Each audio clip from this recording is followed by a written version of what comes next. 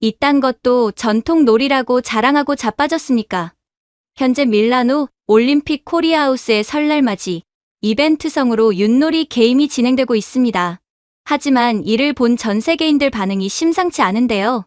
그렇다면 도대체 세계인들이 한국 문화에 대해 어떻게 반응하고 있는 것일까요? 중국의 유명 해설기자는 유판 위에 손을 탁 짚으면서 이렇게 말했습니다. 이건 중국 거예요. 그 한마디가 코리아 하우스 안을 순식간에 얼려버렸습니다. 마침 파전이 지글거리는 소리가 멈춘 것도 아니었고 웃음소리가 갑자기 사라진 것도 아니었어요. 그런데 이상하게 그 말이 공기 중에 둥둥 떠서 모든 사람의 귀에 동시에 꽂히는 느낌이었습니다. 저는 그 순간 손에 들고 있던 평가 태블릿에서 눈을 들었어요. 그리고 생각했습니다. 아, 오늘 30분 안에 못 나가겠구나. 저는 클라라 호프만입니다. 독일 미넨에서 태어났고 유럽 문화교류위원회에서 수석 분석관으로 일한 지 13년이 됐습니다. 올림픽이나 세계박람회 같은 대형 국제 행사에서 각국이 운영하는 문화 전시 프로그램을 평가하고 보고서를 작성하는 게 제 직무예요. 쉽게 말하면 각 나라가 자기 문화를 세계에 어떻게 파는지를 분석하는 사람입니다. 2026년 2월 밀라노 동계올림픽이 한창이었습니다. 저는 선수촌 문화관거리를 돌고 있었어요. 오전 9시부터 시작된 일정이었는데 손에는 평가 체크리스트가 담긴 태블릿, 귓속에는 차갑고 쾌청한 밀라노 공기가 들어와 있었습니다. 옆에는 보좌관 레나가 조용히 걸으면서 수첩에 뭔가를 적고 있었어요. 레나는 제가 뭔가를 말할 때마다 말이 끝나기도 전에 이미 받아 적는 사람이었습니다. 참 이상한 재주죠. 미국관에 들렀습니다. 입구부터 거대한 LED 화면이 펼쳐져 있었어요. 1980년 레이크 플래시드 올림픽, 미국이 소련을 꺾고 아이스하키 금메달을 딴 기적의 경기를 VR로 재현해 놓은 공간이었습니다. 고글을 쓴 사람들이 허공에 손을 뻗으면서 탄성을 질렀고 화면 속 군중은 떼창을 하고 있었어요. 인상적이긴 했습니다. 저는 체류 시간을 재면서 메모를 남겼어요. 화려하다. 역시나 미국은 우수하다. 자국 역사를 콘텐츠화하는 데 능숙하다. 감정을 기술로 포장하는 나라. 프랑스과는 달랐습니다. 중앙에 조리 무대가 설치되어 있었고 흰 앞치마를 두른 요리사가 비아베스, 한 냄비를 끓이면서 방문객에게 한 숟가락씩 나눠주고 있었어요. 격이 있었습니다. 화려하진 않지만 뭔가 귀족적인 자신감이 공간에서 배어나왔어요. 저는 체크리스트에 적었습니다. 프랑스는 품격으로 승부한다. 음식이 곧 외교다. 이렇게 오전 내내 각국 부스를 돌았습니다. 규모로 말하는 나라들이 있었고 기술로 말하는 나라들도 있었어요. 저는 아직 어느 쪽이 진짜인지 잘 모르겠다는 생각을 하고 있었습니다. 그리고 코리아 하우스 앞에 섰을 때 솔직히 기대가 크지 않았어요. 냄새가 먼저 왔습니다. 밀라노 2월의 차가운 공기 속으로 무언가 뜨겁고 고소한 것이 섞여 들어오고 있었거든요. 기름이 달궈진 철판 위에서 무언가가 지글거리는 냄새, 참기름의 고소하고 묵직한 향, 그 아래에 간장이 졸아붙는 짭조름하고 달큼한 냄새까지. 이 세 가지가 동시에 코끝을 건드렸어요. 위장이 반응하는 데는 1초도 걸리지 않았습니다. 저도 모르게 걸음이 느려졌어요. 소리가 그 다음에 왔습니다. 딱, 딱, 딱, 딱. 나무 막대기가 바닥에 떨어지는 소리였어요. 그리고 도다 하는 외침과 함께 폭소가 터졌습니다. 무슨 소리인지 알 수 없었지만 그 웃음소리만큼은 분명히 들렸어요. 꾸밈이 없는 종류의 웃음이었습니다. 진짜로 재밌어서 나오는 소리. 입구 현수막에는 한글과 이탈리아어가 나란히 쓰여 있었습니다. 설날, 한국의 새해를 함께 엽니다. 한복을 입고 세배를 하고 윷을 던지세요. 저는 보좌관 레나를 돌아봤습니다. 전통놀이 체험형이네요. 오늘이 한국의 명절이라고 하네요. 그래도 역시나 전통놀이는 좀 진부하지 않나요? 20분이면 될 것 같아요. 레나는 수첩에 뭔가를 적었습니다. 저는 그게 무슨 내용인지 그때는 몰랐어요. 코리아 하우스 안으로 들어서는 순간 밀라노가 사라졌습니다. 입구 바로 오른쪽에 한복 대여 코너가 있었어요. 쪽빛 저고리, 붉은 치마, 노란 배자. 색이 하도 선명해서 형광등 아래에서도 빛이 났습니다. 각국 선수들이 그걸 걸치고 사진을 찍고 있었는데 체격이 거대한 캐나다 아이스하키 선수 2명이 한복 저고리를 억지로 걸치면서 단추를 잠그려고 낑낑대는 장면이 눈에 들어왔어요. 주변에서 웃음이 터졌고 그 선수들도 포기하고 같이 웃었습니다. 사진 한 장이 찍혔어요. 저는 그 장면을 보면서 속으로 생각했습니다. 전시 공간이 이렇게 시끄러워도 되는 건가? 보통 문화 전시는 엄숙하거나 정제된 분위기를 가져가는 경우가 많거든요. 그런데 여기는 달랐습니다. 시끄러웠어요.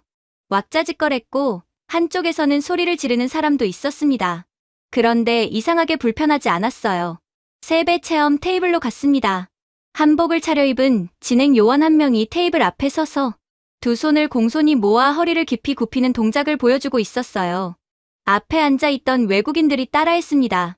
독일 봅슬레이 선수로 보이는 등이 서울시청 광장만큼 넓은 남성이 두 손을 모으고 허리를 숙이려는데 상체 근육이 너무 많이 붙어 있어서 앞으로 기울어지질 않는 거예요. 아무리 해도 45도가 안 나왔어요. 본인도 그게 느껴지는지 어색하게 웃으면서 더 숙이려다가 결국 옆 사람과 눈이 마주쳤고 그 순간 테이블 전체가 빵 터졌습니다. 진행 요원도 입을 가리고 웃었어요. 세배라는 게 뭔지 처음 보는 사람들이 그 동작을 배우면서 낄낄거리는 모습이 어딘가 따뜻했습니다.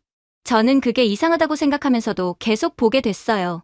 그리고 음식 코너에 다다랐을 때 저는 잠깐 멈췄습니다. 파전이 구워지고 있었습니다. 지름이 30cm는 좋게 되는 해물파전이었는데 달궈진 번철 위에서 반죽이 딱딱하게 굳으면서 가장자리부터 황금빛으로 변해가고 있었어요. 해물이 9가지였습니다. 새우, 낙지, 조개, 홍합, 오징어, 참나물, 쪽파, 당근, 풋고추. 각각의 재료가 분리되지 않고 반죽 안에서 하나로 엮여서 익어가는 게 눈에 보였어요. 뒤집개로 살짝 들어올리자 아래가 노릇하게 익어 있었고 뒤집히는 순간 증기가 훅 올라오면서 고소한 냄새가 반경 3m 안에 있는 사람들의 코를 동시에 때렸습니다. 옆에는 갈비찜이 있었어요. 솥 안에서 갈비뼈가 푹 잠긴 채 국물이 부글부글 끓고 있었는데 국물색이 짙은 젓갈색이었습니다. 간장, 배, 마늘, 생강을 넣고 몇 시간을 졸인 거라는 걸 냄새만으로도 알 수 있었어요. 갈비뼈 끝이 살짝 드러날 정도로 고기가 오그라들어 있었는데 그게 푹 익었다는 신호라고 나중에 알게 됐습니다. 젓가락으로 고기를 건드렸더니 뼈에서 살이 그냥 떨어져 나왔어요. 힘을 줄 필요가 없었습니다.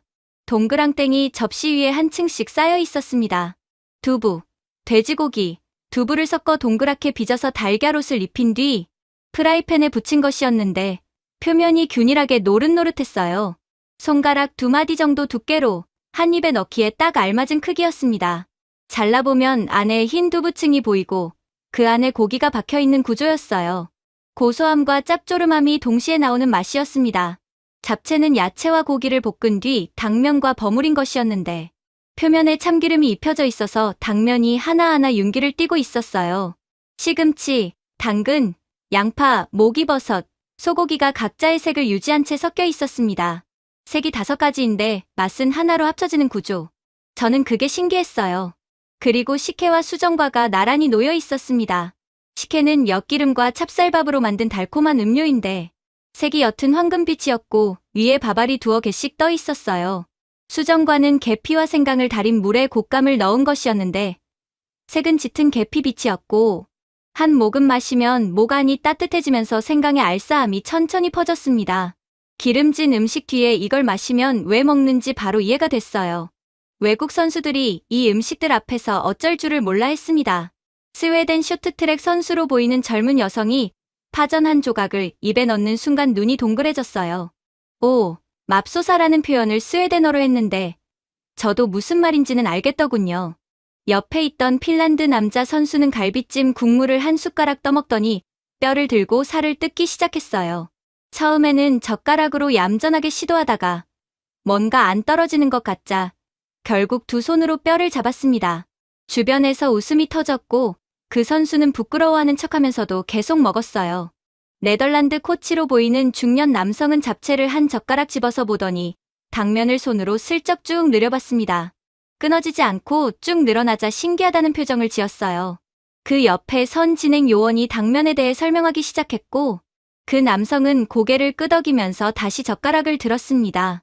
이번엔 집어서 바로 입에 넣었어요. 씹는 동작이 3번쯤 됐을까요? 천천히 눈을 감았습니다. 그리고 뭔가 중얼거렸어요. 뭐라고 했는지는 들리지 않았지만 그 표정만큼은 확실히 읽혔습니다. 저는 이 공간을 보면서 잠깐 생각했습니다. 이건 문화 전시가 아니라 설날 잔치집이잖아. 진심으로 그렇게 느껴졌어요.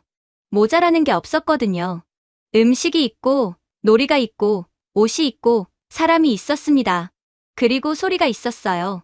그 소리들이 합쳐져서 공간 자체가 살아 움직이는 것 같았습니다. 그때 윷놀이판으로 시선이 갔어요. 코리아 하우스 한쪽에 대형 윷놀이판이 3개 깔려 있었습니다. 말판이 바닥에 그려져 있었고 한 팀에 4명씩 앉아서 나무 막대 4개를 던지는 방식이었어요. 팀을 구성해서 서로 경쟁하는 구조였는데 각 팀에 한국인 진행 요원이 1명씩 배치되어 규칙을 설명하면서 함께 게임을 진행하고 있었습니다. 언어가 통하지 않아도 게임은 진행됐어요. 나무 막대가 떨어지면 어떤 면이 위로 향했는지 보고 말이 몇 칸 이동할지 확인하고 상대팀의 말을 잡으면 손뼉을 쳤습니다. 이게 전부였어요. 그런데 열기가 장난이 아니었습니다. 한쪽 판에서 미국 스키 선수로 보이는 여성이 윷막대 4개를 잡고 허공에 높이 던졌습니다. 막대들이 바닥에 닿는 소리가 딱딱딱딱 연속으로 났어요.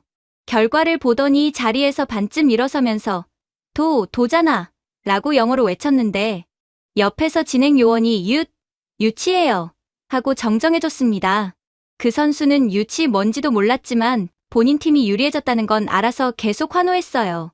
그때 제 시선이 한쪽으로 걸렸습니다. 구석 쪽 윷판에서 혼자 조용히 앉아있는 남성이 있었어요.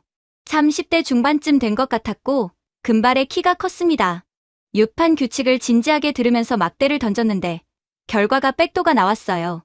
다른 팀원들이 아이고 하는 표정을 지었는데 그 남성은 달랐습니다.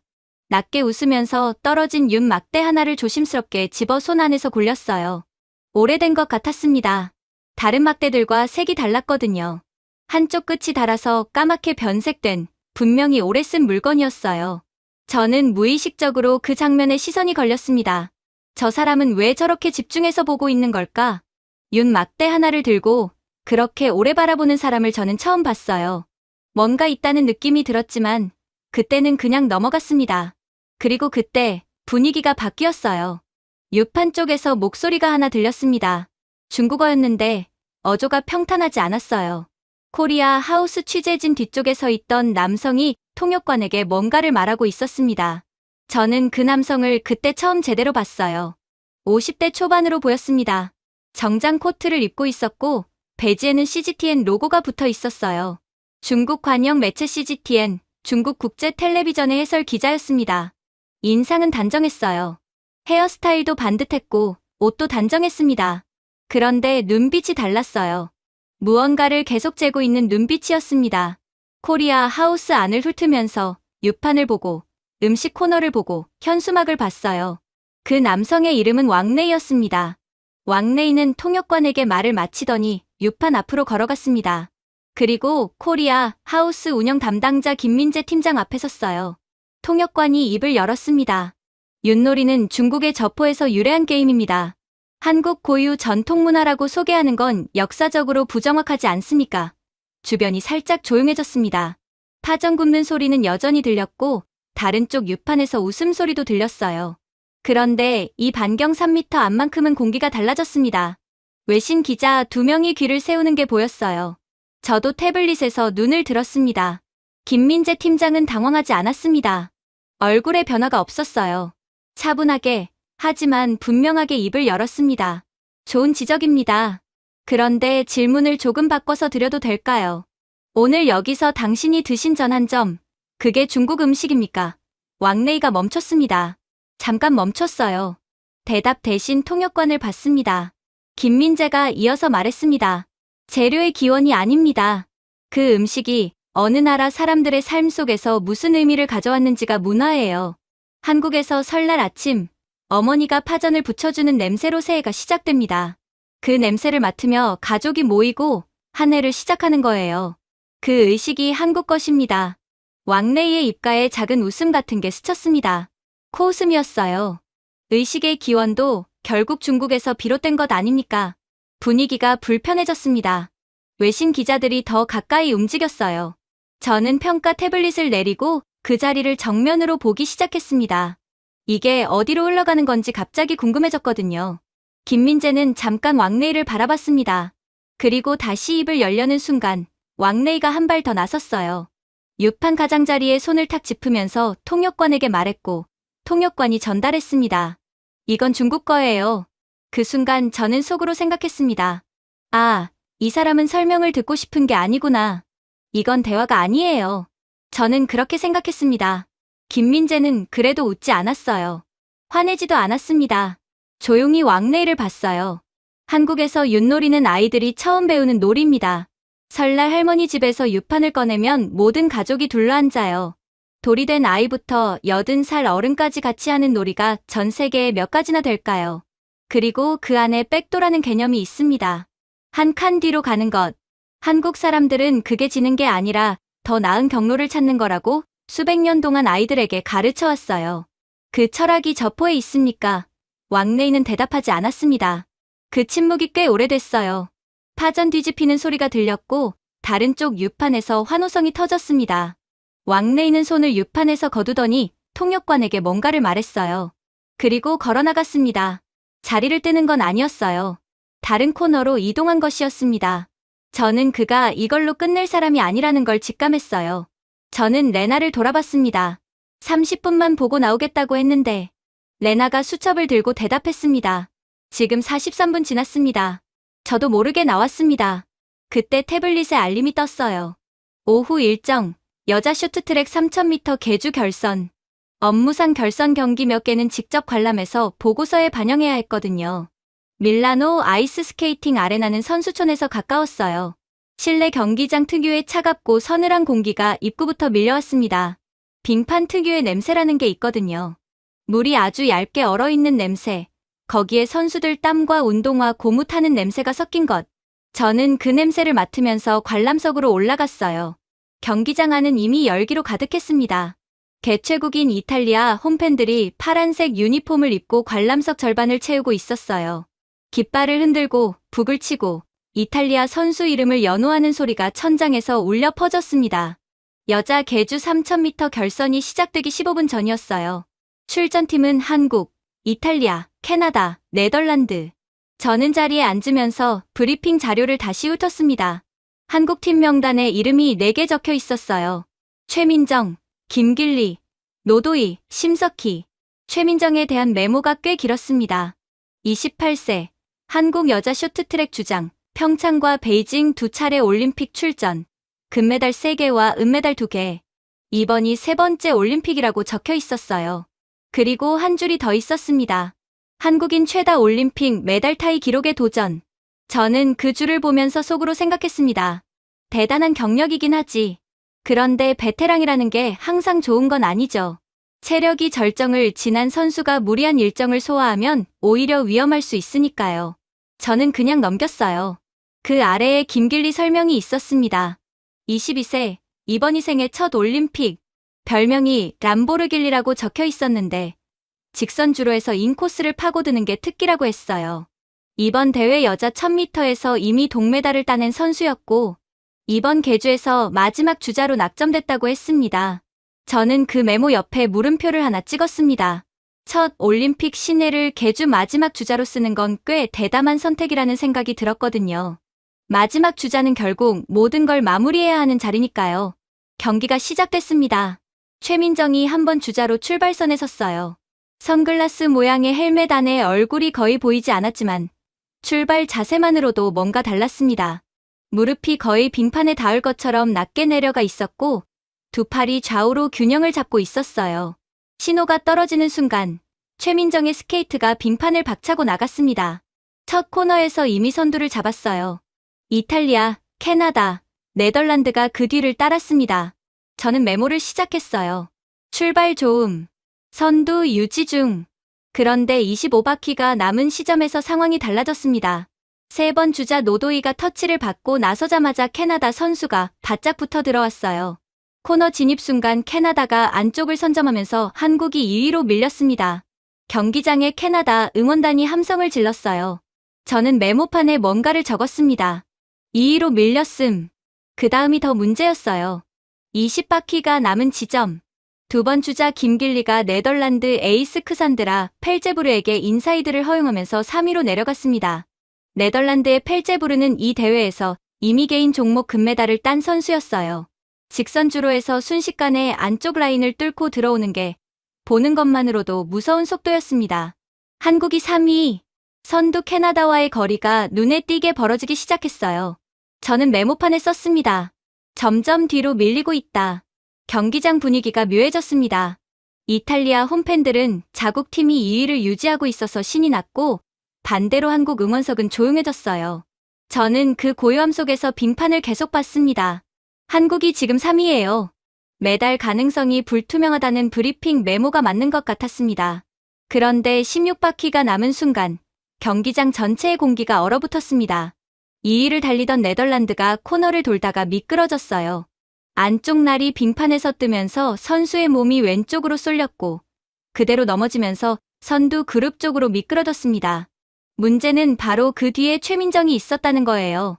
저는 그 순간 숨을 참았습니다. 저도 모르게요. 최민정의 상체가 순간적으로 오른쪽으로 기울었어요. 빙판 위에서 균형이 무너지는 것처럼 보였습니다. 넘어진 네덜란드 선수를 피하기 위해 라인을 바꿔야 했거든요. 그런데 이상했어요. 상체가 흔들렸는데 다리는 멈추지 않았습니다. 무릎 각도가 순간적으로 낮아지면서 몸 전체의 무게중심이 재빠르게 아래로 내려갔어요. 두 바퀴가 채 돌기도 전에 자세가 원래대로 돌아와 있었습니다. 충돌은 없었습니다. 0.2초도 안 되는 순간에 그걸 피해낸 거예요.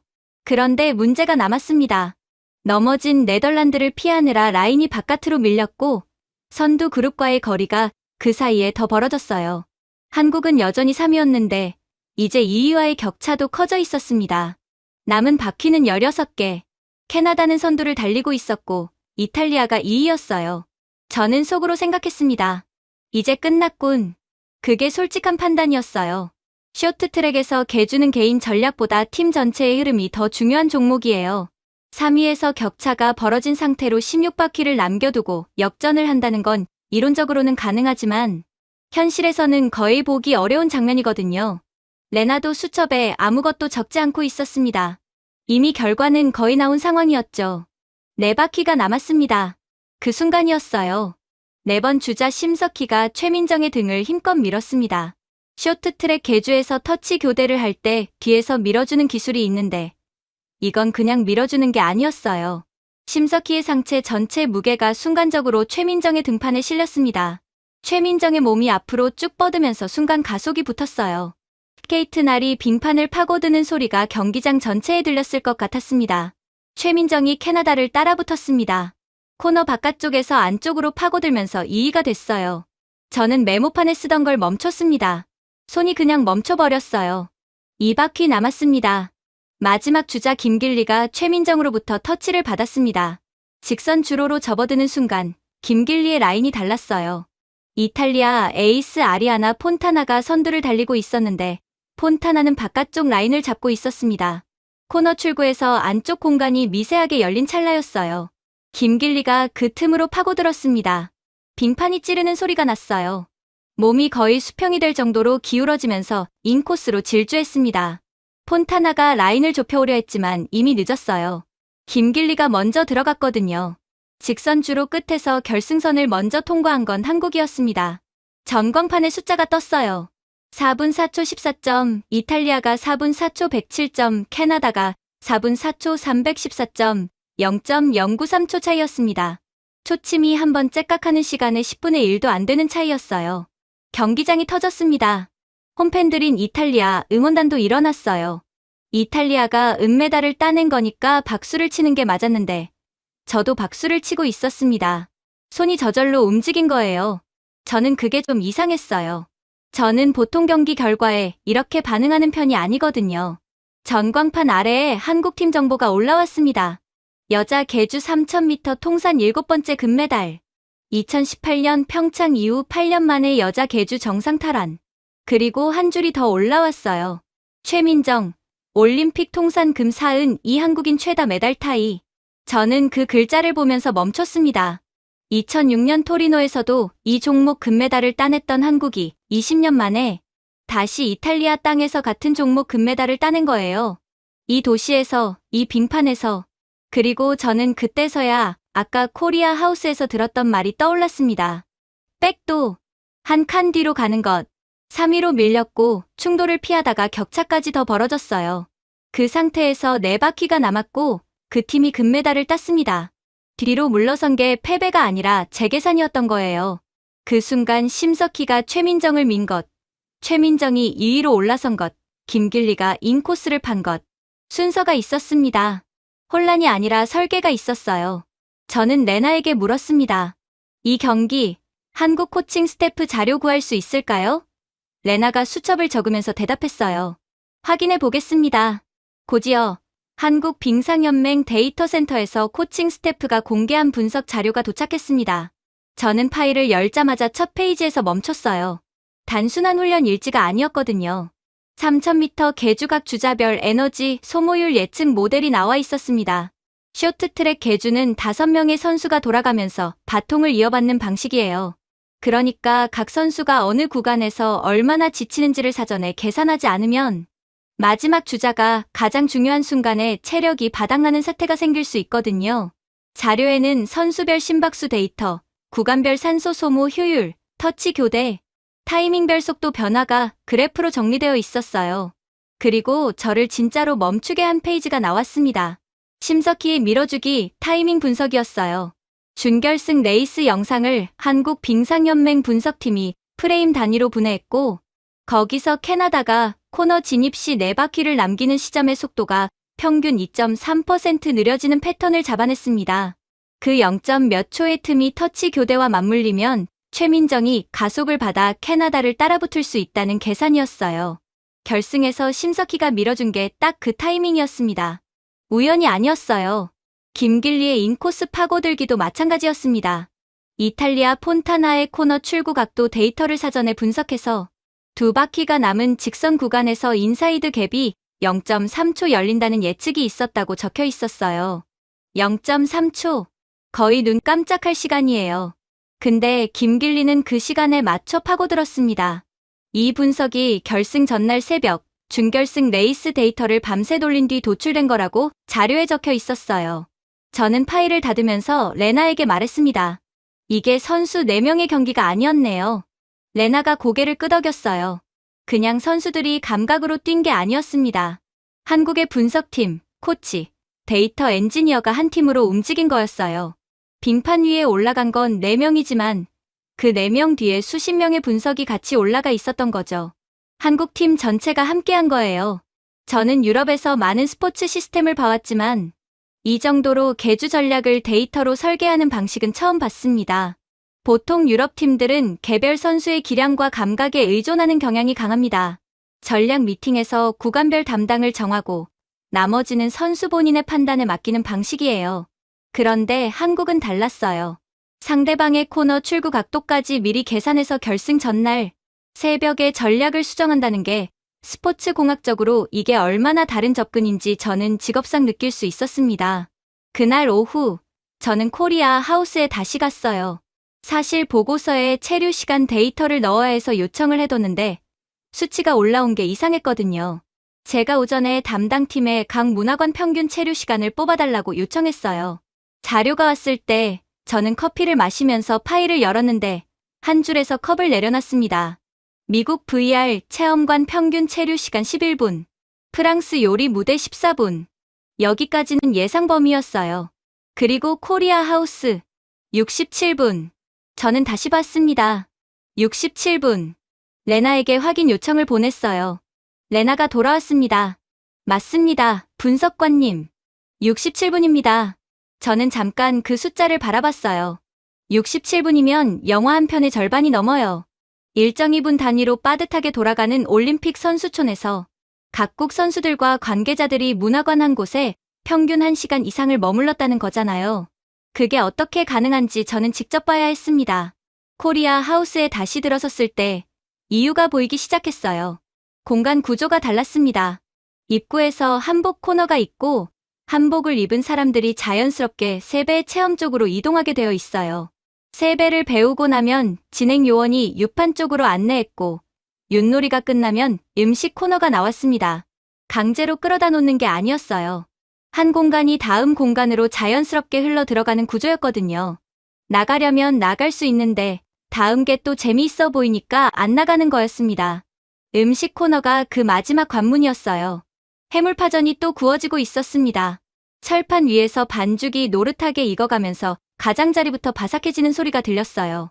갈비찜솥 안에서 국물이 졸아들면서 갈비뼈 사이로 양념이 스며드는 게 눈에 보였고 동그랑땡이 접시에 가지런히 쌓여 있었어요.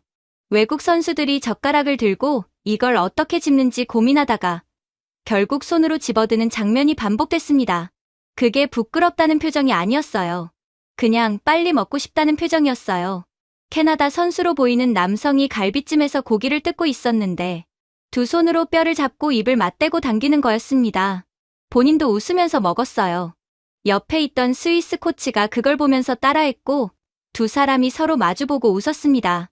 저는 그 장면을 보면서 이 공간에 67분이라는 숫자가 왜 나왔는지 이해했어요. 억지로 붙잡는 게 아니라 떠나기 싫은 구조. 완전히 다른 설계였거든요. 그때 입구 쪽이 술렁였습니다. 왕레이였어요. 이번에는 혼자가 아니었습니다. CGTN 카메라팀을 대동하고 들어온 거였어요. 카메라 렌즈가 설날 음식 코너를 향했고 왕레이가 마이크를 들고 카메라에 대고 말하기 시작했습니다. 저번에 완전히 논리 싸움에서 패배하자 이번엔 이를 갈고 처음부터 방송용으로 온 거였어요. 이 음식들은 사실 한중 공유 문화입니다. 동그랑땡은 중국의 완자에서 유래했고 잡채에 쓰이는 당면은 중국에서 건너온 것입니다. 전 요리법 역시 중국의 영향을 받은 것이고요. 한국이 자국 고유 문화라고 포장하는 것은 문화 세탁입니다. 카메라가 음식 코너를 천천히 훑었어요. 동그랑땡을 집어먹던 외국 선수들이 어리둥절한 표정을 지었습니다. 무슨 말인지 바로 이해한 사람도 있었고 통역을 기다리는 사람도 있었어요.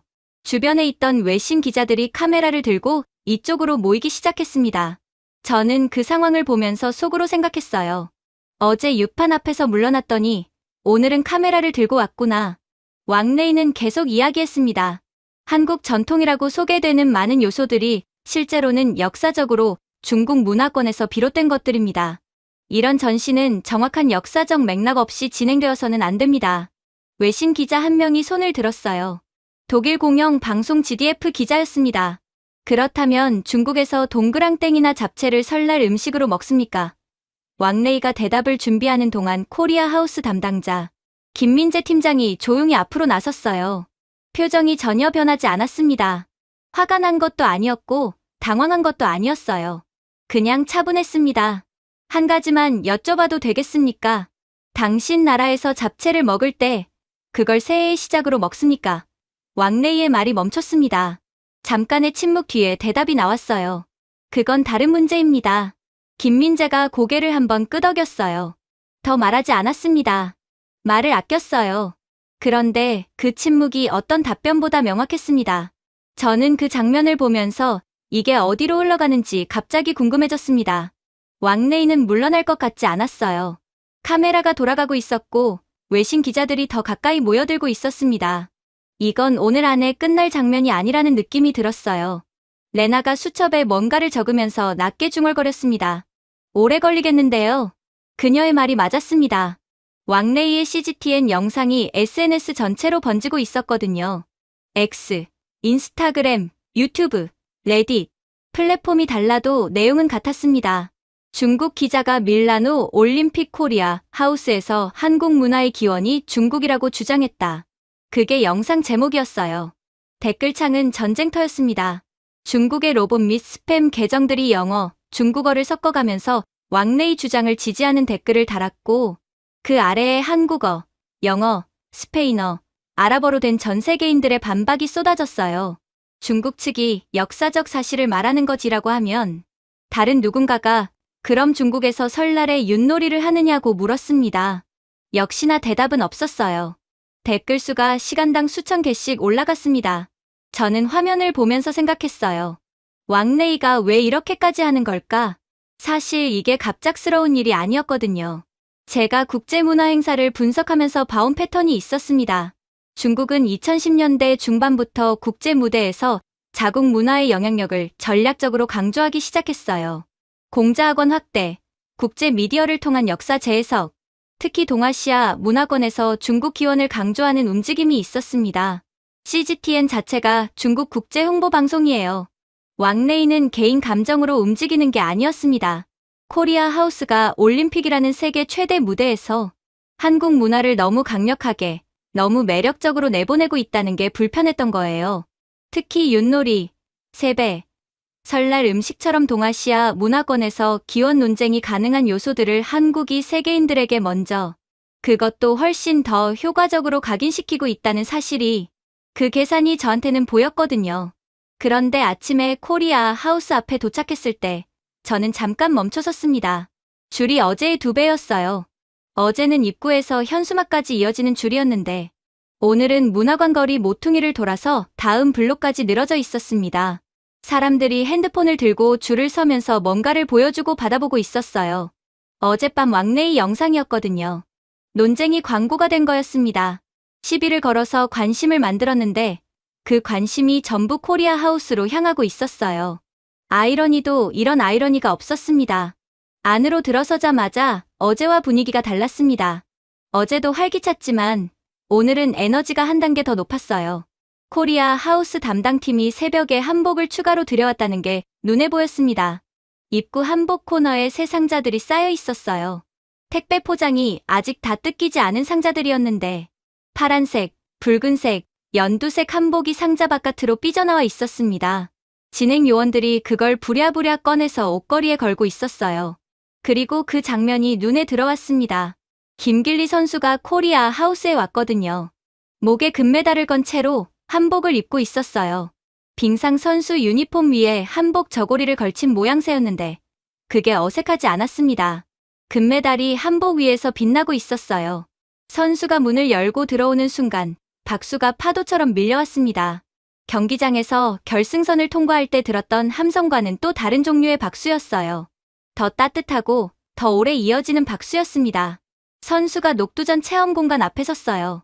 셰프가 뒤집개를 건네줬고 선수는 그걸 받아서 보다가 잠깐 멈췄습니다. 22살짜리 선수가 전날 올림픽 금메달을 따고 오늘 아침에 뒤집개를 들고 전을 뒤집으려는 모습이 어딘가 귀여웠어요. 조심스럽게 뒤집개를 파전 아래로 밀어 넣었는데 각도가 안 맞았는지 파전이 접히면서 반 정도 뒤집혔습니다. 주변이 웃음으로 터졌어요. 선수도 웃었고 셰프도 웃었습니다. 뒤집개가 세상에서 가장 어려운 물건이 된 순간이었어요. 그리고 세배 체험 테이블 쪽으로 이동했을 때가 진짜였습니다. 코리아 하우스 진행 요원 중 연세가 있는 어르신 2분이 앉아 계셨는데 선수가 그분들 앞에서 2 손을 모으고 깊이 허리를 굽혔어요. 어제 자기 팀과 한국을 대표해서 금메달을 땄던 그 선수가 진행 요원, 어르신께 설날 세배를 올리는 거였습니다. 어르신이 세배를 받으시면서 뭔가 말씀하셨어요. 저는 한국어를 몰라서 내용은 알 수 없었지만 그 어르신의 표정이 읽혔습니다. 그냥 행복하다는 표정이었어요. 그 장면을 본 주변 외국인들이 조용해졌습니다.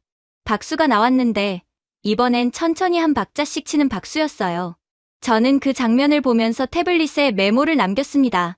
금메달보다 더 긴 박수를 받은 세배. 그때 옆에서 목소리가 들렸습니다. BBC 기자로 보이는 남성이 음식 코너 쪽에 있는 셰프에게 마이크를 대고 있었어요. 이 음식들이 특별히 설날에 먹는 이유가 있습니까? 코리아 하우스 담당 셰프 박준호 씨가 앞치마를 고쳐매면서 입을 열었습니다. 갈비찜은 겨울철 단백질과 철분을 보충하는 음식이에요. 소갈비 100g에 단백질이 약 18g 들어가 있고 뼈와 함께 오래 끓이면 콜라겐이 추출되면서 관절에도 도움이 됩니다. 그런데 갈비찜의 진짜 의미는 그게 아니에요. 조리 시간이 최소 2시간이거든요. 양념에 재우는 시간까지 합치면 하루가 꼬박 걸려요. 혼자서는 못 만드는 음식입니다. 가족이 함께 준비해야 해요. 노동이 아니라 의뢰가 되는 음식인 거죠.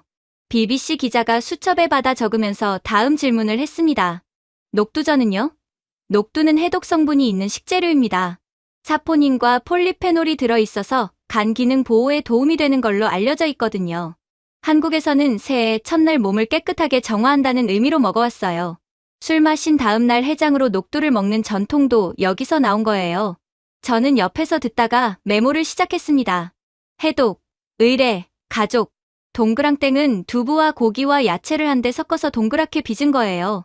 다양한 재료가 하나의 모양이 됩니다. 한국에서 이걸 설날에 먹는 건 가족이 모두 다르지만 하나가 된다는 걸 음식으로 표현한 거예요. 잡채도 마찬가지입니다. 시금치, 당근, 목이버섯, 양파, 소고기가 전부 다르게 익어서 하나의 맛으로 어우러지잖아요. 다름이 조화를 이룬다는 철학입니다. BBC 기자가 고개를 들더니 셰프를 봤어요. 그게 음식 설명입니까? 철학 강연입니까? 박준호 셰프가 웃으면서 대답했어요. 한국에서는 같은 말이에요. 저도 메모를 멈추고 잠깐 그 말을 생각했습니다. 같은 말, 음식이 곧 철학이고 철학이 곧 음식인 나라. 저는 수십 개 나라의 문화관을 분석해왔지만 음식을 설명하면서 공동체 철학을 이렇게 자연스럽게 꺼낸 사람은 처음 봤거든요. 꾸민 게 아니었어요. 그냥 원래 알고 있는 것을 말한 거였습니다. 그때 입구 쪽이 술렁였습니다. 왕래였습니다. 이번엔 뭔가 달랐어요. 어제는 통역관만 대동하고 왔고 오늘 오전에는 카메라 팀과 함께 왔는데 지금은 팀원이 더 늘어 있었습니다. 영상 카메라 1대, 사진 카메라 2대, CGTN 소속 코디네이터로 보이는 사람이 헤드셋을 끼고 있었어요. 완전한 생방송 세팅이었습니다. 왕래의 얼굴에 표정이 없었어요. 어제 잡채 발언 이후 SNS에서 역풍이 있었던 거 본인도 알고 있을 텐데 그게 오히려 더 단단하게 만든 것 같았어요. 물러서면 지는 것 같으니까요. 왕래이가 카메라를 앞세우고 윷놀이판 쪽으로 들어왔습니다. 마침 김길리 선수가 진행 요원 어르신과 함께 유판 옆에 앉아 있었어요. 선수가 윷을 쥐고 던지는 방법을 배우는 중이었습니다. 왕래이가 그 앞에 섰어요. 마이크를 내밀면서 말했습니다. 선수님, 한국 전통놀이 윷놀이가 중국의 저포에서 유래했다는 학술적 주장이 있습니다. 이에 대해 어떻게 생각하십니까? 김길리 선수의 표정이 굳었습니다. 22살 선수예요. 어제 올림픽 금메달을 따고 오늘 처음으로 설날 전 뒤집는 법을 배우러 온 건데 갑자기 카메라가 코앞에서 역사 논쟁을 물어보고 있는 거잖아요. 뭐라고 답해야 할지 알 수 없는 표정이었습니다. 주변이 긴장됐어요. 저도 어떻게 흘러가나 숨을 죽이고 봤습니다. 그때 유판 옆에서 누군가가 천천히 일어났어요. 어제 구석 자리에서 혼자 윷을 던지던 그 금발 남성이었습니다. 저는 그 사람 이름을 아직 몰랐어요. 그냥 어제도 봤던 사람이라는 것만 알고 있었습니다. 그 사람이 천천히 왕래이 옆으로 걸어오면서 영어로 말했습니다. 실례지만 제가 먼저 하나 여쭤봐도 되겠습니까? 왕래이가 그 남성을 봤어요. 카메라도 자동으로 그쪽으로 향했습니다. 중국이 저포를 세계에 전수했다면 지금 전 세계에서 저포를 즐기는 나라가 몇 개국입니까? 침묵이 짧게 지나갔습니다. 반면에 윷놀이를 지금 이 순간 설날에 가족과 함께 즐기는 나라는 여기 있습니다. 한국입니다. 문화는 기원이 아니라 지속성으로 증명됩니다. 수백 년 동안 새해마다 꺼내서 쓴 나라가 주인이에요. 그 남성이 잠깐 숨을 고르더니 계속했습니다. 그리고 백도라는 개념이 있어요. 윷놀이에서 한 칸 뒤로 가는 것, 패배가 아니라 더 나은 경로를 다시 계산하는 거라는 의미를 게임 규칙 안에 담아서 아이들에게 수백 년 동안 가르쳐온 나라가 한국입니다. 그 철학이 저포 안에 있습니까? 그 순간 코리아 하우스 안이 조용해졌어요. 파전 굽는 소리만 들렸습니다. 저는 그제야 한국 역사에 대해 제대로 생각해보게 됐거든요. 조선시대 이전부터 윷놀이가 기록에 등장한다는 게 단순한 오락의 역사가 아니라는 걸요. 한국이 지난 수백 년 동안 외세에 시달리면서도 그 안에서 이 게임을 버리지 않고 지켜온 거잖아요. 일제강점기에도 설날이면 유판을 꺼냈거든요. 나라가 없어도 놀이는 남아있었어요. 그게 단순한 전통이 아니라 공동체를 유지하는 방식이었던 거예요. 한국이 이렇게 빠르게 발전할 수 있었던 데는 이런 선조들의 문화가 뿌리 역할을 했다는 생각이 들었습니다. 반도체 공장이 세워지기 전에, 인터넷 인프라가 깔리기 전에 가족이 설날, 유판 앞에 둘러앉아서 백도를 맞으면서도 포기하지 않는 법을 먼저 배웠던 거니까요. 왕래이가 입을 열려는 순간 옆에서 목소리가 하나 더 나왔습니다. 스웨덴 공영방송 SVT 기자였어요. 취재 목적으로 코리아 하우스에 와 있던 사람이었는데 손을 살짝 들면서 말했습니다. 저 오늘 세배를 배웠어요. 고개를 깊이 숙이는 동작이 처음엔 어색했는데 진행 요원분이 설명해 주시더라고요. 이건 굴복이 아니라 상대에 대한 존경을 몸으로 표현하는 거라고. 그 말을 듣는 순간 동작이 달라졌어요. 의미를 알면 몸이 달라지거든요. 그 의미를 이렇게 가르치는 건 한국만이 하고 있는 거 아닌가요? 그 말이 끝나자마자 또 다른 목소리가 나왔어요. 일본 스포츠 전문 매체 스포니치 기자였습니다. 이 상황에서 일본 기자가 나선다는 게 놀라웠어요. 한일 관계가 늘 복잡한 걸 생각하면요. 음식 기원 논쟁이라면 일본도 중국에서 많은 것을 받았습니다. 한자 같은 거 말이에요. 그런데 지금 라멘은 일본 음식이고 스시는 일본 음식이에요. 문화는 그렇게 자라는 겁니다. 기원보다 지금 누가 그것으로 무엇을 만들어냈는지가 중요하죠. 그리고 쇼트트랙 경기장에서 봤던 네덜란드 코치가 손을 들었어요. 어제 잡채를 먹다가 당면을 느려보던 그 사람이었습니다. 저는 전날 밤 백도가 뭔지 찾아봤어요. 그리고 어제 경기가 다시 보이더라고요. 한국팀이 3위로 밀렸을 때 저는 끝났다고 생각했거든요. 근데 그게 백도였던 거잖아요. 뒤로 간 게 아니라 재계산하고 있었던 거예요. 그 철학을 게임에서 배운 사람들이 빙판에서도 그렇게 움직이는 거 아닙니까? 왕레이가 조용해졌습니다. 카메라팀 쪽을 한번 봤어요. 지금 생방송이 나가고 있는데 사방에서 반박이 쏟아지는 상황이었거든요. 그것도 중국을 겨냥한 반박이 아니라 한국 문화를 직접 경험한 사람들이 자기 말로 하는 증언이었습니다. 이건 한국 측이 준비한 발언이 아니었어요. 스웨덴 기자가, 일본 기자가, 네덜란드 코치가 아무런 이해관계 없이 먼저 나선 거였습니다. 유럽 사람들이 이렇게 먼저 나서는 일이 흔하지 않다는 걸 저는 직업상 알고 있었어요. 서구 개인주의 문화에서 자기한테 직접적인 이해관계가 없는 상황에 먼저 끼어드는 건 거의 없거든요. 특히 국제 정치적으로 민감한 한중 관계 논쟁에 굳이 뛰어드는 건 위험 부담이 있는 일이에요. 그런데 이 사람들이 나선 거잖아요. 보상도 없이, 아무런 이유도 없이. 한국 문화가 그 사람들한테 무언가를 했기 때문이었습니다. 직접 겪었기 때문이에요. 김민재 팀장이 앞으로 나섰습니다. 어제부터 계속 차분한 표정이었는데 오늘도 달라진 게 없었어요. 우리는 오늘 여기서 중국과 싸우러 온 게 아닙니다. 한국의 새해를 세계인들과 함께 열러왔어요. 왕레이를 정면으로 봤습니다. 오늘 이 자리에 있는 분들이 동그랑땡을 처음 드셨고 잡채도 처음 드셨습니다. 세배를 처음 해보셨고 백도를 처음 맞으셨어요. 그분들한테 오늘이 어느 나라 것이냐는 질문은 중요하지 않습니다. 무엇을 느꼈느냐가 중요한 거죠. 잠깐 침묵이 있었습니다. 그게 문화의 힘입니다. 왕레이가 카메라팀에게 손짓을 했어요. 그리고 조용히 돌아서서 걸어나갔습니다. 처음부터 코리아 하우스에 없었던 사람처럼 그냥 나갔어요. 그 뒷모습을 보면서 저는 이상하게 측은한 감정이 들기도 했습니다. 틀린 방식으로 맞는 사실을 찾으려 했던 사람 같았거든요. 관중에서 박수가 나왔습니다. 천천히 시작해서 점점 커졌어요. 김길리 선수도 박수를 쳤습니다. 금메달리스트가 유판 앞에서 박수를 치는 장면이었어요. 저는 그 광경을 보면서 속으로 정리했습니다. 왕레이는 거짓된 기원을 가져왔고 코리아 하우스는 경험을 만들었습니다. 날조된 기원은 논쟁이 되지만 경험은 기억이 됩니다. 그 두 개가 싸우면 기억이 이겨요. 그날 밤 숙소에 돌아와서 SNS를 다시 열었더니 판이 바뀌어 있었습니다. 아까 금발 남성의 발언이 영상으로 잘려서 퍼지고 있었어요. 백도 철학 반박, 샵 코리아하우스, 샵 윷놀이가 트렌딩 태그 상위에 올라와 있었습니다. 왕레이 원본 영상 댓글창에는 이미 세계 각지 계정들의 반박 댓글이 중국어 댓글보다 훨씬 많아져 있었어요. 결국 이 논쟁의 최종 여론은 코리아 하우스가 이겼다는 방향으로 굳어지고 있었습니다.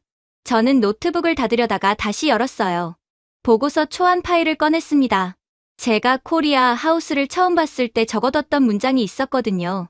트렌드에 올라타는 나라. 그 문장을 보면서 저는 지우개 아이콘 위에 커서를 올려놨습니다. 그런데 지우지 못했어요. 지우려면 대신 쓸 말이 있어야 하는데 아직 그 말이 뭔지 몰랐거든요. 다음 날 오전 코리아 하우스 운영팀 미팅에 참관 요청을 했더니 흔쾌히 승낙해줬습니다. 데이터 운영 박지연 팀장이 분석실에서 저를 기다리고 있었어요. 화면에는 시간대별 방문자 유입 예측 그래프가 떠 있었습니다. 금메달 발표 전날부터 방문자 급증을 예측하고 있었어요. 이미 그 전날 식재료 수량과 인원 배치를 조정했고요. 저는 화면을 봤습니다. 예측선과 실제 선이 거의 겹쳐 있었어요. 설날 음식 재료 소진율이 어떻게 됩니까? 오차율 2.8%입니다. 준비한 재료가 소진되지도 않았고 남아서 버린 것도 없어요. 저는 잠깐 멈췄습니다. 한복은요? 어제 새벽에 추가 공수했잖아요. 그것도 시나리오 안에 있었어요. 예측 대비 18% 수요 초과 케이스가 발생할 경우 새벽 4시 이전에 추가 물량을 확보한다는 프로토콜이 있었습니다. 그래서 어제 새벽 4시에 결정이 났고 아침에 상자가 도착한 거예요. 저는 박지연 팀장을 봤습니다. 음식 한 솥을 끓이는데도 예측 모델을 돌립니까? 박지연 팀장이 키보드를 몇 번 눌러서 다른 화면을 띄웠어요. 식재료별 소모 예측 그래프였습니다. 갈비찜 한 냄비에 들어가는 갈비의 양, 파전 반죽 몇 리터를 준비할지까지 데이터가 있어요. 밤 11시까지 줄이 끊기지 않은 건 그게 가능하도록 이미 계산이 되어 있었기 때문이에요. 문화행사는 감성으로 기획하고 데이터로 유지합니다. 저는 한참 화면에서 눈을 떼지 못했습니다. 이게 어떤 의미인지 저는 충분히 알고 있었어요. 대형 국제 행사에서 음식 공급이 끊기는 건 흔한 일이에요. 예측이 어렵거든요. 특히 예상치 못한 외부 변수가 생겼을 때. 그러니까 어젯밤 왕래이 영상 때문에 사람이 2배로 몰린 것 같은 상황에서 재료가 소진되지 않았다는 건 우연이 아니라 설계가 있었다는 거잖아요. 그 설계가 문화행사를 운영하는 방식이었어요. 느낌으로 운영하는 게 아니라 숫자로 뒷받침하는 방식. 그리고 그 숫자가 결국 가장 감성적인 장면들을 만들어냈습니다. 밤 11시에도 끊기지 않은 줄, 소진되지 않은 갈비찜, 새벽 4시에 도착한 한복 상자들. 그날 저녁, 저는 숙소로 돌아가다가 코리아 하우스 앞을 지나쳤습니다. 밤 9시가 넘어 있었어요. 줄이 여전히 있었습니다. 짧아졌지만 끊기지 않았어요. 몇 명이 서서 입구를 바라보고 있었습니다. 파전 굽는 냄새가 아직도 나고 있었어요. 반짝이는 것들은 밤이 되면 사그라지는 법이에요. 그런데 저 줄은 오늘도 밤에 있었습니다. 그리고 그때 눈에 들어왔어요. 입구 옆 기둥 앞에 혼자 서 있는 사람. 그 금발 남성이었습니다. 오늘 코리아 하우스 안에서 왕래이한테 그 말을 했던 사람이요. 손 안에 뭔가를 쥐고 있었어요. 낡은 윤막대였습니다. 한쪽 끝이 까맣게 변색된 것. 그걸 손 안에서 천천히 굴리면서 코리아 하우스 입구를 바라보고 있었어요. 아무 말도 하지 않았어요. 그냥 거기 서 있었습니다. 저는 그 사람이 왜 저기 있는지 알 수 없었습니다. 오늘 할 말은 다 했고 경기도 끝났고 이제 숙소로 돌아갈 시간인데 그냥 거기 서서 그 윤막대 하나를 손 안에서 굴리고 있었어요. 뭔가 있었습니다. 분명히 저는 그게 뭔지 아직 모르고 있었습니다. 저는 결국 그냥 돌아서서 숙소로 갔습니다. 그런데 침대에 누워서도 그 장면이 눈에 밟혔어요. 다음 날 오전, 김민재 팀장한테 연락이 왔습니다. 저녁에 코리아 하우스 내부에서 소규모 만찬 자리가 있는데 참석해보시겠냐고요. 공식 행사가 아니라 운영팀이 올림픽 마지막 날을 앞두고 비공개로 여는 자리라고 했어요. 저는 보고서 마감이 이틀 남아 있었는데 어제부터 트렌드에 올라타는 나라라고 적어놓은 문장 하나가 자꾸 마음에 걸려서 어차피 초안 작업이 잘 안 되던 참이었거든요. 수락했습니다. 저녁에 코리아 하우스 안쪽 공간으로 들어갔을 때 테이블에 음식이 단출하게 차려져 있었습니다. 시계한 주전자, 수정과 한 단지, 그리고 낮에 행사장에서 보던 음식들과는 다른 게 있었어요. 궁중 방식으로 담은 구절판이 테이블 중앙에 놓여 있었는데 8가지 재료를 각자 다른 칸에 담고 얇은 밀전병에 싸서 먹는 음식이었어요. 저는 처음 봤습니다. 화려하지 않은데 정성이 보이는 차림이었어요. 그리고 그 자리에 그 남성이 있었습니다. 저는 순간 멈췄어요. 어제 코리아 하우스 밖 기둥 앞에서 그리고 낮에 왕래이한테 그 말을 했던 사람. 그 금발 남성이 테이블 한쪽에 앉아 있었습니다. 김민재 팀장이 소개해줬어요. 마르크 판더르 베르 씨입니다. 네덜란드 스포츠 전문 매체 AD 스포르트베레르트 기자이고 이번 올림픽 쇼트트랙 취재를 위해 오셨어요. 마르크가 가볍게 목례를 했습니다. 35살이라고 했어요. 영어가 유창했고 눈빛이 조용했습니다. 큰 말 없이 앉아 있었는데 어딘가 무게가 있는 사람 같았어요. 저는 김민재 팀장에게 작게 물었습니다. 이분이 어제 왕래이한테 반박한 분이죠? 김민재 팀장이 고개를 끄덕였어요. 저는 그게 정말 의외였습니다. 취재 기자가 취재 현장에서 그런 식으로 직접 개입하는 건 흔한 일이 아니거든요. 객관성이라는 직업적 원칙이 있고 특히 한중 관계처럼 정치적으로 민감한 자리에서 먼저 나서는 건 외국 기자 입장에서 상당히 위험 부담이 있는 일이에요. 그런데 그 사람이 한 거잖아요. 이유가 뭔지 궁금했습니다. 자리에 앉고 나서 얼마 지나지 않아 마르크가 재킷 안쪽 주머니에 손을 넣었습니다. 그리고 무언가를 꺼내서 테이블 위에 조심스럽게 올려놨어요. 낡은 윤막대였습니다. 어제 기둥 앞에서 손안에 굴리고 있던 그것. 나무가 오래 닳아서 한쪽 끝이 까맣게 변색된 분명히 수십 년은 쓴 물건이었습니다. 마르크가 그걸 테이블 위에 올려놓는 방식이 이상했어요. 소중하게 다루는 방식이었거든요. 깨지는 물건도 아닌데 두 손으로 받쳐서 내려놓는 것처럼 조심스러웠어요. 김민재 팀장이 그것을 보더니 표정이 변했습니다. 눈이 커졌어요. 어디서 구하셨어요? 마르크가 대답했습니다. 어제 유판 옆에 어르신이 앉아 계셨는데 그분이 주셨어요. 오래된 거라고, 쓰던 거라고. 그냥 가져가도 된다고 하셨거든요. 김민재 팀장이 잠깐 아무 말을 하지 않았습니다. 음식 쪽으로 가 있던 시선이 천천히 허공 어딘가로 옮겨갔어요. 저는 그 표정 변화를 놓치지 않았습니다. 뭔가를 알고 있는 사람의 얼굴이었거든요. 혹시 그분이 무슨 말씀을 하셨나요? 마르크가 잠깐 멈췄다가 대답했습니다. 이걸 잘 쥐면 백도도 무섭지 않다고 하셨어요. 그 말을 듣는 순간 김민재 팀장이 조용히 숨을 들이쉬었습니다. 그리고 눈을 먼 곳으로 향한 채 한동안 말이 없었어요. 저는 수저를 내려놓았습니다. 김민재 팀장이 천천히 입을 열었습니다. 1988년 서울올림픽, 그게 시작이었어요. 그 전까지 한국은 전쟁이 끝난 지 35년도 채 안 된 나라였어요. 1인당 국민소득이 세계 최빈국 수준이었고 1960년대만 해도 보리와 밀가루로 연명하는 국민이 태반이었거든요. 그럼에도 1988년에 올림픽을 열었습니다. 개막식 굴렁쇠 소년이 운동장을 가로질렀을 때 세계가 처음으로 한국을 제대로 봤어요. 저는 그 이야기를 들으면서 한국 현대사를 제 머릿속에서 빠르게 정리했습니다. 직업상 각국 역사를 분석해온 터라 한국의 경제 성장이 얼마나 이례적인 것인지는 수치로 알고 있었어요. 1960년대 한국의 1인당 GDP는 약 100달러 수준이었습니다. 아프리카 일부 국가보다도 낮았어요. 그 나라가 2020년대에 1인당 GDP 3만 달러를 넘겼거든요. 60년 만에 300배가 된 거예요. 이게 어느 나라 경제 교과서에도 전례가 없는 속도예요. 독일이 전후 복구에 40년이 걸렸고 일본이 패전 이후 경제 대국이 되는데 30년이 넘게 걸렸는데 한국은 전쟁 폐허에서 시작해서 그 절반의 시간 안에 비슷한 궤적을 그렸습니다. 김민재 팀장이 계속 이야기했어요. 그리고 1997년에 IMF가 왔습니다. 국가부도 위기였어요. 국민들이 금 모으기 운동을 했거든요. 귀걸이를 뺐고 결혼반지를 뺐어요. 집에 있는 금을 나라에 가져다 줬습니다. 그게 총 227톤이었어요. 세계 어느 나라에서도 없었던 일이에요. 그리고 한국은 3년 만에 IMF를 졸업했습니다. 예정보다 3년 빠르게. 저는 그 숫자를 듣는 순간 잠깐 멈췄습니다. 227톤. 국민이 자발적으로 금반지를 벗어서 나라에 가져다 줬다는 게 어떤 공동체 의식이 있어야 가능한 일인지 저는 직감적으로 알았어요. 설날에 가족이 유판 앞에 둘러앉아서 백도를 맞으면서도 포기하지 않는 법을 배워온 사람들이잖아요.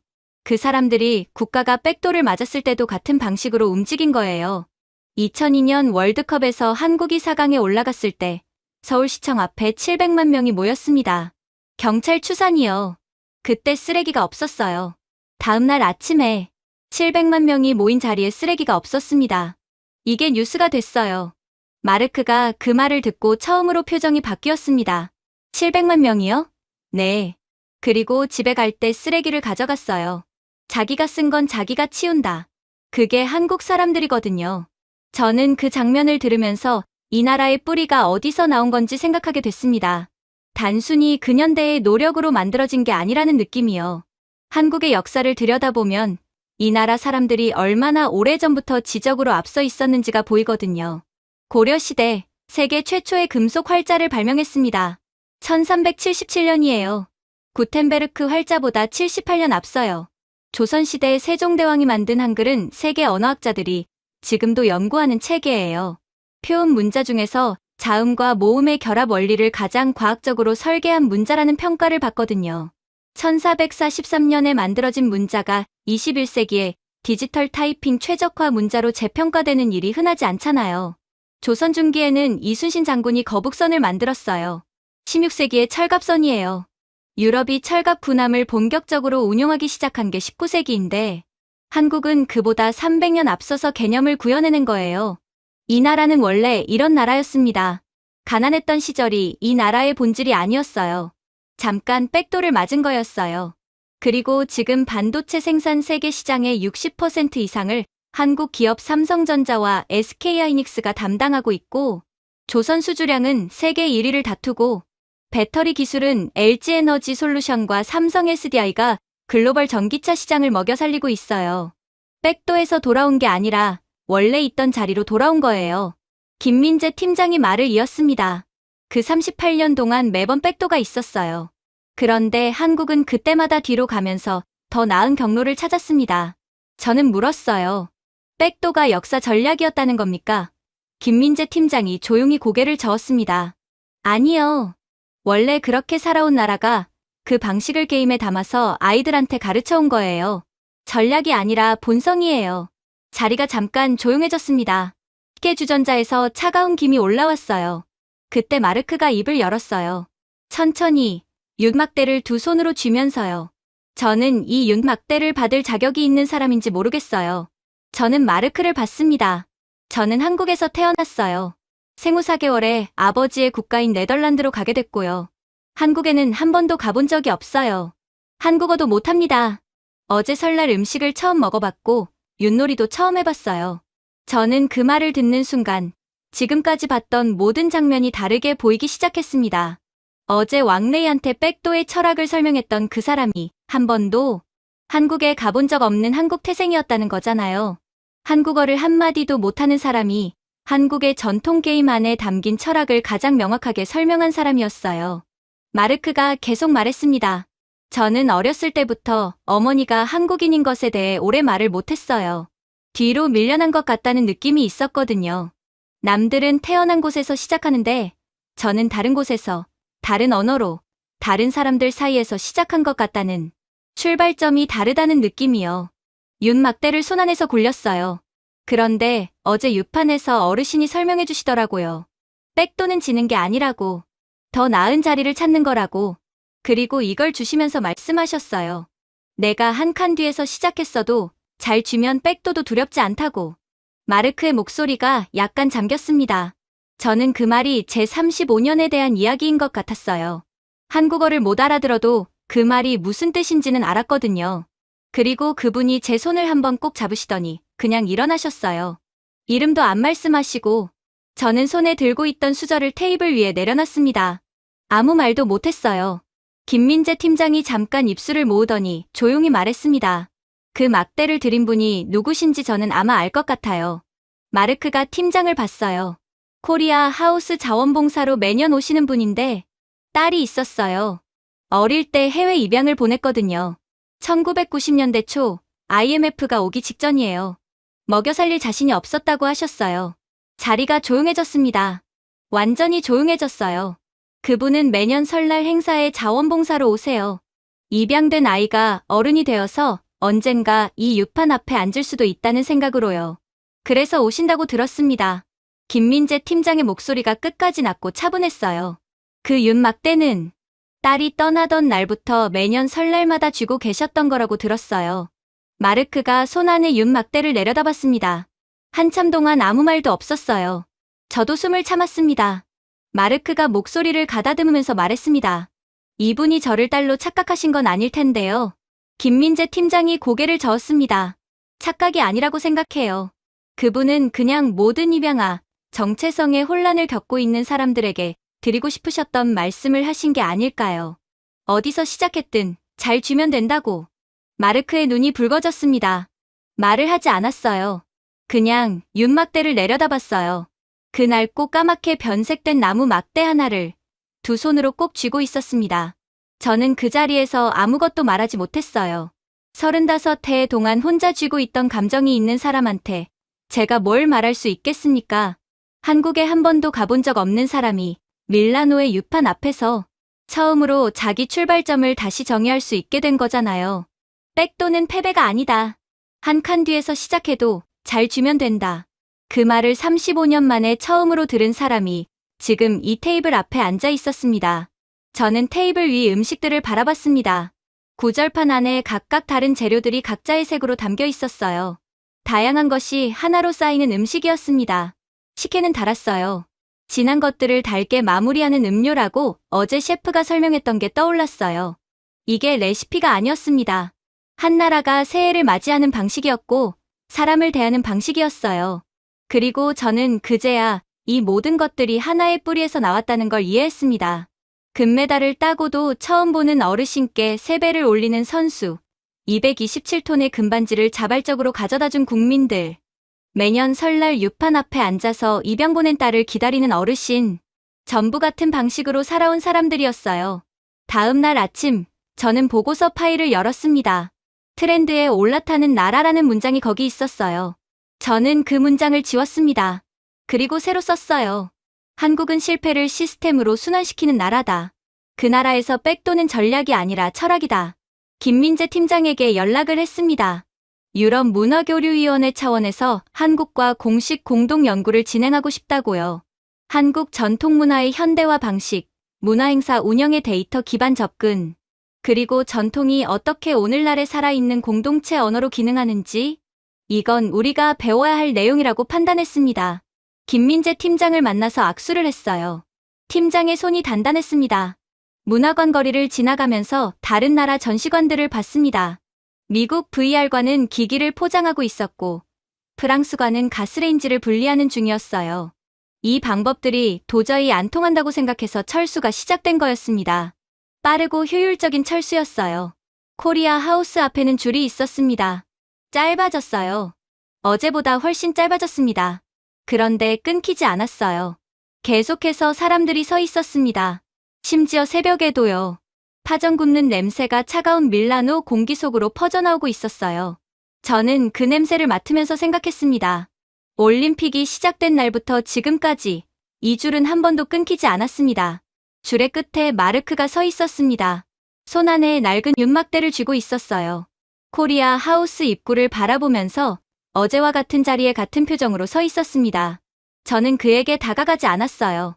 다가가서 뭔가를 말할 자리가 아니었습니다. 그냥 멀리서 바라봤어요. 저는 속으로 생각했습니다. 반짝이는 것들은 사그라지는 법이에요. LED 화면도, 멋진 쿠킹쇼도, 빛나는 무대도 끄면 끝나는 것들이에요. 그런데 이 줄은 꺼지지 않았습니다. 마지막 날까지 여기 있었어요. 처음에 저는 이 부스 앞에서 20분이면 충분하다고 했습니다. 감성 체험 위주일 거라고. 그 말이 하나씩 부끄러워졌습니다. 한 단어씩, 한 장면씩. 어떤 나라를 알고 싶다면 그 나라에서 가장 오래 살아남은 것을 보십시오. 전쟁이 있었고, 외세가 있었고, 부도가 있었어요. 그 모든 것을 지나서도 설날에 꺼내드는 것이 있는 나라. 유판이었습니다. 그 위에서 백도를 맞으면서도 포기하지 않는 법을 수백 년 동안 가르쳐온 나라. 그 나라가 지금 밀라노 한복판에서 다른 전시관들이 실패로 인해 짐을 싸는 날에도 줄을 세우고 있었어요. 마르크가 줄 안으로 한 발 들어섰습니다. 윤막대를 손 안에 꼭 쥔 채로요. 저는 그 모습을 보면서 마침내 알 것 같았습니다. 백도를 두려워하지 않는 사람들이 결국 앞으로 간다는 걸요. 한 칸 뒤에서 시작해도 잘 쥐면 됩니다. 그 나라의 유판 하나가 밀라노의 겨울을 달구고 있었습니다. 제가 준비해온 내용은 여기까지입니다. 끝까지 시청해주셔서 진심으로 감사드리며 여러분들의 구독과 좋아요, 알림 설정은 영상 제작에 큰 힘이 됩니다. 이상 세모튜브였습니다.